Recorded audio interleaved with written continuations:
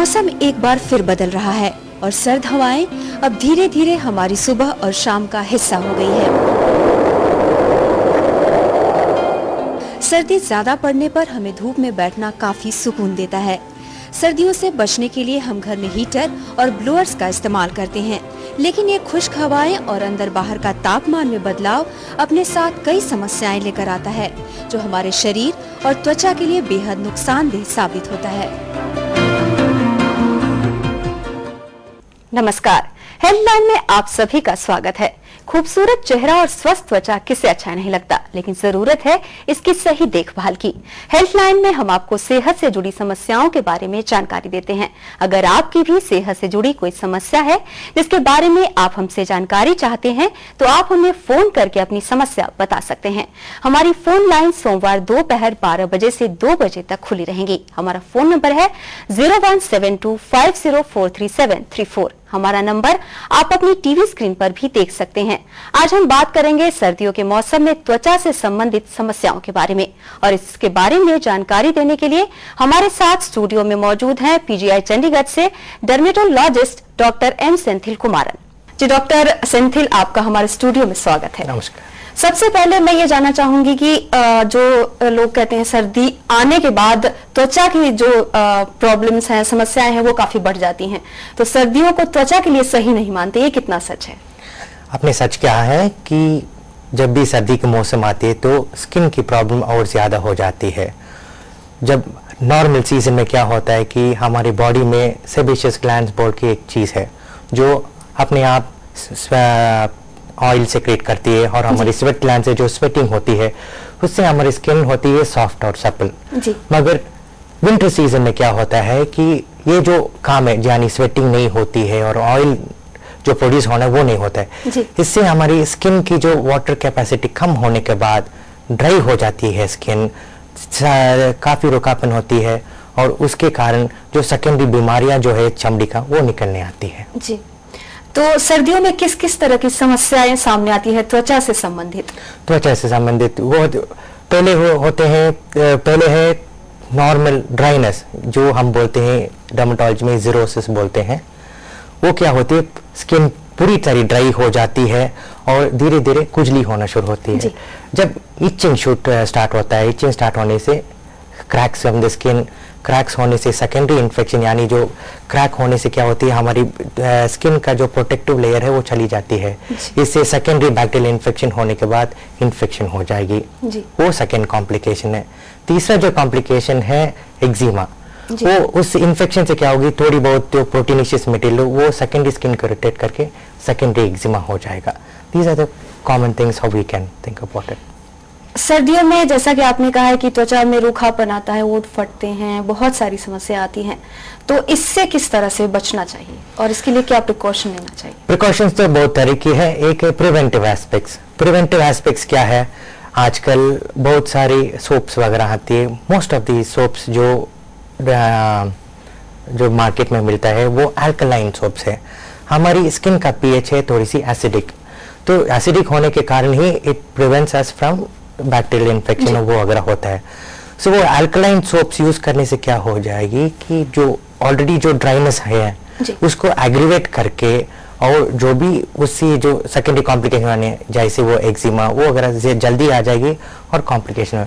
सो पहला जो चीज है, use a good moisturising soap, वो है फर्स्ट।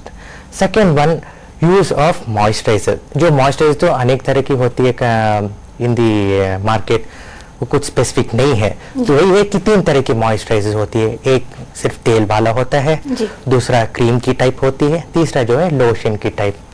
यदि लोकलाइज्ड एरिया, फॉर एग्जांपल होठ पे लगाना है, तो उसमें ऑइंटमेंट टाइप यूज करते हैं, तो स्प्रेडेबिलिटी लोकल एरिया पे होती है। यानी पूरी शरीर में लगाना चाहिए, तो ऑयल लगा के तो पूरे ये नहीं होगी, तो उसमें लोशंस यूज करते हैं, तो इजी स्प्रेडेबिलिटी होती है। Okay, these are the. जैसे कि आपने कहा है कि सोप, जो मॉइस्चराइजिंग सोप होते हैं उन्हें लगाना चाहिए, लेकिन कई बार लोगों की शिकायत होती है कि वो ज्यादा सर्दियों में सोप नहीं इस्तेमाल कर पाते हैं क्योंकि उन्हें उनकी त्वचा उससे खुश्क हो जाती है और उनको स्किन की प्रॉब्लम होने लगती है। तो इससे किस तरह से बचा जाए कि वो सोप भी लगा लें फिर उनको इस तरह की प्रॉब्लम ना? नहीं, तो मैंने बोला ना कि रेगुलर सोप यूज नहीं करना है। रेगुलर सोप यूज करने से वो अल्कलाइन पीएच एग्रीवेट करता है। मॉइस्चराइजिंग सोप्स होती है जिसमें ग्लिसरीन यानी एक it is an inbuilt moisturiser. वो ग्लिसरीन सोप यूज करने से क्या होगी, वो त्वचा की ड्राइनेस कम होके और सॉफ्ट और सप्पल रहेगा। और उससे भी स्नान करने के बाद हम इमीडिएटली वो स्नान करने के बाद कुछ लोग क्या करते हैं कि पूरी टॉवल लेके एकदम रगड़ के ड्राई करते हैं स्किन। वैसे नहीं करना है। विंटर में क्या करना है, we should gently pat it dry. Gently dry करने के बाद इमीडिएटली मॉइस्चराइजर लगाना है। हो सके तो वो मॉइस्चराइजर बाथरूम में ही रखे ताकि वो ड्राई करने के बाद तुरंत वहां पे फुल बॉडी पे वो लोशन लगा के बाहर निकले। उससे क्या होगा, ये लोशन एक शीट जैसी बनेगी, कोट जैसी बनेगी, ताकि जो मॉइस्चर जो नहाने से जो वो जितने भी पानी हमारी स्किन के अंदर गई है वो वैसे ही रहे और हमारी स्किन को सॉफ्ट रखे। जी, तो कहीं ना कहीं ये ऐसा माना जाए कि शरीर में पानी की कमी की वजह से ये खुश्की की प्रॉब्लम होती है। तो इसलिए मैंने पता कि रेगुलर जो हमारी बॉडी की स्किन की फिजियोलॉजी यानी स्किन मानी जाती है, it is the largest organ in the whole body, तो it is the basic defence system. So general physiology में क्या होती है, एक स्वेट ग्लैंड्स होती है, एक सेबेशियस ग्लैंड होती है। स्वेट ग्लैंड्स थोड़ी सी पानी देती है, सेबेशियस ग्लैंड तेल देती है। सो स्किन, एक ऊपर वाली स्किन को हम बोलते हैं epidermis. Epidermis is the first barrier against defence system, और उसमें भी जो टॉप लेयर होती है हम बोलते हैं उसको स्ट्रेटम कॉर्नियम। ये स्ट्रेटम कॉर्नियम क्या करता है, लाइक जैसे हम सर्दी के मौसम में कोट वगैरह जो स्वेटर्स वगैरह डालते हैं, इट्स लाइक दैट। वो अंदर वाली स्किन को जो वाटर वगैरह सेव करती है उसको प्रिवेंट करते हैं एवेपोरेशन से। मगर विंटर में क्या होती है, इस जो स्ट्रेटम कॉर्नियम का फंक्शन बैरियर ब्रेक हो जाती है। इसलिए क्या होता है, जो भी अपर एपिडर्मिस में जो वाटर रहना है which cause the skin soft, वो नहीं रहती है, तो एवेपोरेट होने के बाद जैसे कि आपने कहा एपिडर्मिस में पहले त्वचा में प्रॉब्लम आती है, एपिडर्मिस में खुश्क होने के बाद लाइंस भी आ जाते हैं, तो क्या उससे झुर्रियों के बढ़ने की भी आशंका है? नहीं, ऐसे नहीं। वो लाइंस तो सबके लिए होती है, वो बोलते हैं हम रेगुलर स्किन लाइंस। जैसे हम जब डेवलपमेंट होती है मदर के वूम में, जब डेवलपमेंट होती है तो स्किन की सेल्स एक तरह से जाते हैं, तो स्किन लाइंस क्या होते हैं, जब भी रुकापन आती है यानी विंटर के मौसम जब ड्राइनेस होती है, ड्राइनेस के कारण ये लाइंस ओपन अप हो जाएगी, क्रैक हो जाएगा। क्रैक होने से क्या होगी, हमारी जो डिफेंस सिस्टम, जो स्किन का मेजर फंक्शन क्या है, डिफेंस सिस्टम, वो ब्रेक होगी। वो ब्रेक होने से क्या होगा, इन्फेक्शन होना, इचिंग ज्यादा होना, वो ये हो जाएगा। क्या ज्यादा उम्र वाले जो लोग होते हैं उनकी त्वचा की समस्या सर्दियों में बढ़ जाती है? 100% करेक्ट। उसमें क्या होगी, जनरली ये जो मैंने बोला, मैंने स्किन की पीएच जो एसिडिक मैंने पहले भी बोला था आपको, वो जब ओल्ड एज में क्या होती है, वो न्यूट्रल हो जाती है, 7 तक, पीएच 7 तक हो जाती है। तो इस बिकॉज ऑफ दिस इटसेल्फ वो क्या, स्किन जनरली ड्राई रहेगा। हम जितने भी ओल्ड एज को देखें, वेदर इट्स अ लेडी और मेल, दोनों के लिए स्किन ड्राई होगी। और added to this because of winter क्या होती है, और भी प्रॉब्लम होके जो एक्जिमा वगैरह और जोर से दिखेगी उनको। जी डॉक्टर सेंथिल, जैसा कि आपने कहा है कि ज्यादा उम्र वालों को प्रॉब्लम्स होती है, तो उन्हें इस तरह किस तरह की समस्या हो सकती है त्वचा से संबंधित, और उन्हें किस तरह से ध्यान रखना चाहिए? ध्यान रखना ये है कि मैंने बोला कि वो ड्राइनेस होने से they are very common to get वो जीरोटिक एक्जिमा जो बोलते हैं, बिकॉज ऑफ ड्राई और विंटर एक्जिमा जो बोलते हैं। उनके लिए क्या करना है, वही एक जो सोप कम से कम इस्तेमाल करें।